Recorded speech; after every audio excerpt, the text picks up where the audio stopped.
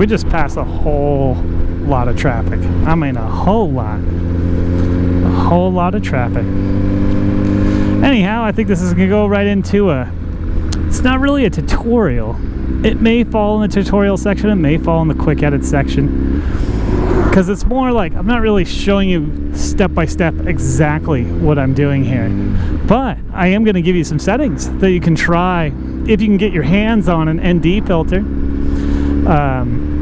They come in like different flavors, like ND2, 4, 6.8, 16, 32. Anyhow, I'm rocking an ND8 filter today, and my Pro Tune settings for this particular ride is 2.7K resolution with a 48 frames per second, and then 96 speed for the shutter, with once again an ND8 filter that I got off eBay for my GoPro Hero 4 Black. Man, that thing took forever to get, like months and months.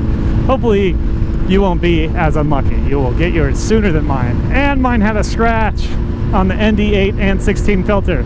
The 8 being the one that I really think I will use the most. And then the 16, it's so bright here, like I think I can get away with using a 16 as well. But yeah, those are my settings I'm doing. This is my first time with the filter. If I can find the video footage from a few months ago, I'll show you how noobs screw this up.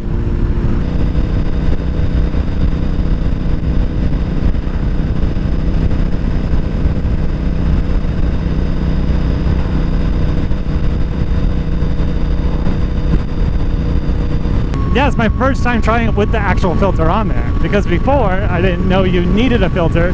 So my video that I took for like an hour and a half from Brentwood, California, all the way to Jackson, California, via Highway 88, was super blown out. I mean, like, yeah, you can't leave the shutter open that long, bozo, if you think you're gonna actually like record something legitimate. I was getting sort of smooth video that you could barely see because it was whited out. It was like I was in a snowstorm.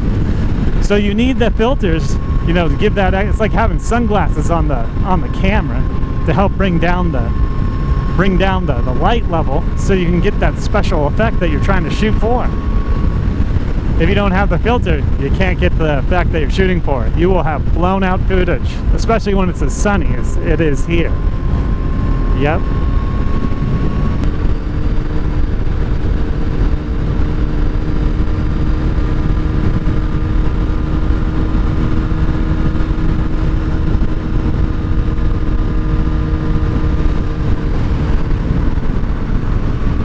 They're in a hurry, it's okay. I let them go. I'll let him go too. Maybe him too. We'll see. We'll see.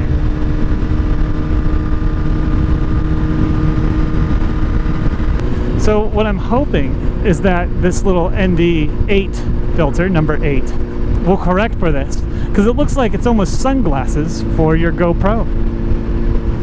And we'll see. We'll see how it comes out.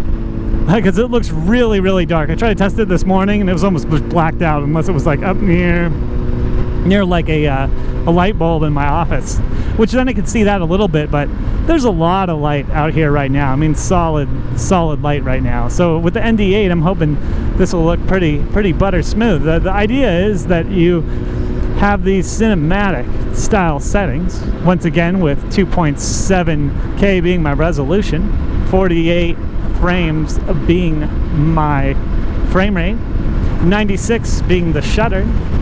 I also have ISO set locked at 100, and with an ND8 filter on there to help give the sunglass effect for that really long shutter speed, or the long shutter setting that I have. Because having that long 96 shutter setting locked or fixed will add a lot of light to this video, and in order to correct for that, you got to put the ND8, the ND filter. And for today I have 8. I might even been able to get away with the 16 filter, because that's even darker. That's even like a darker shade of tint, or darker sunglasses. But I wanted to go with 8 first because ND16 is the darkest one I have, so I want to have some wiggle room if I want to do another video to be like, oh, you know what, this was a little too bright, let's try the ND16 next time. But yeah, I'm really curious to see what this looks like. I do want to go home and maybe upload this and see, because this is something new for me anyway, because like, once again, I tried doing this a few months ago and then it was like, oh, well, this is like super blown out, the like footage, and then I'm looking online like, oh, that's why people have these filters. It's like, ding, live and learn, I guess. Anyhow, it's all about a learning process that we go through. So we'll see. So once again, we got settings of 2.7K resolution, 48 frames per second, 96 shutter speed, ISO locked at 100. And once again, these are Pro 2 settings, Pro Tune settings. And another one I forgot to mention is the color is flat with the ND8 filter attached. So to bring the light level down because of the long shutter speed, or the long shutter setting that we have set, which is allowing for more light to hit the image sensor of the camera. So we'll see what comes out of this. I'm really curious. My expectations are kind of high just from all the cool footage I was seeing online. So hopefully, I got enough battery life to record this, because I don't normally record in 2.7, so I don't know what my runtime is with this particular GoPro. This is a separate GoPro Hero 4 that I have. Actually, I have a couple GoPro Hero 4s. My other one is solid with a solid battery life on the backpack and solid GoPro battery and a Wasabi battery that I rotate out once in a while. Right now I'm running a Smart Tree with a questionable battery backpack on this particular GoPro that I have mounted right now. Right now it is still running, so we got that going for us. So we'll see in a little bit. We'll see in a little bit what this looks like.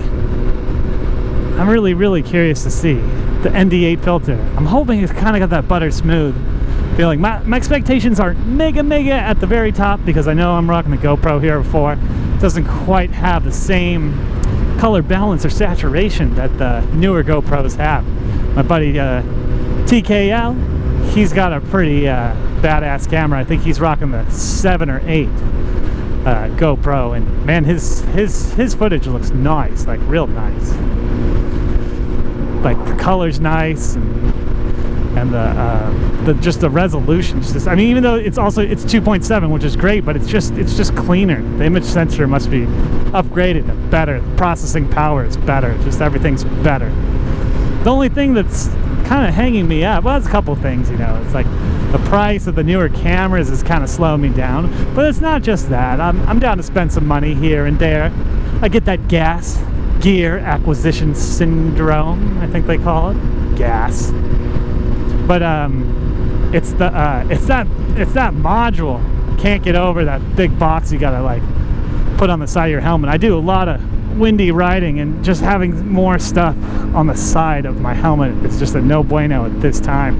I'm hoping GoPro can get together with like a GoPro 10 and really just knock it out of the park. Anything with a number 10 on it should be super legit, right?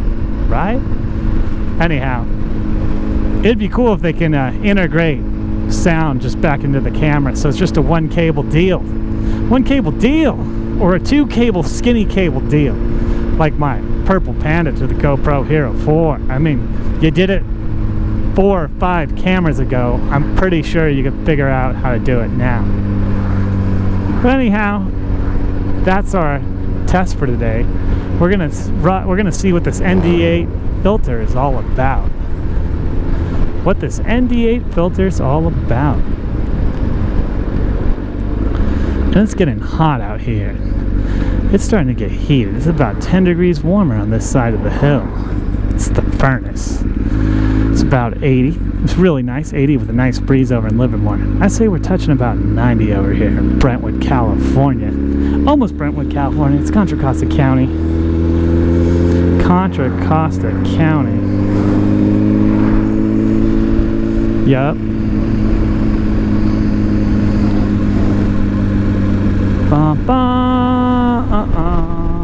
Beep beep.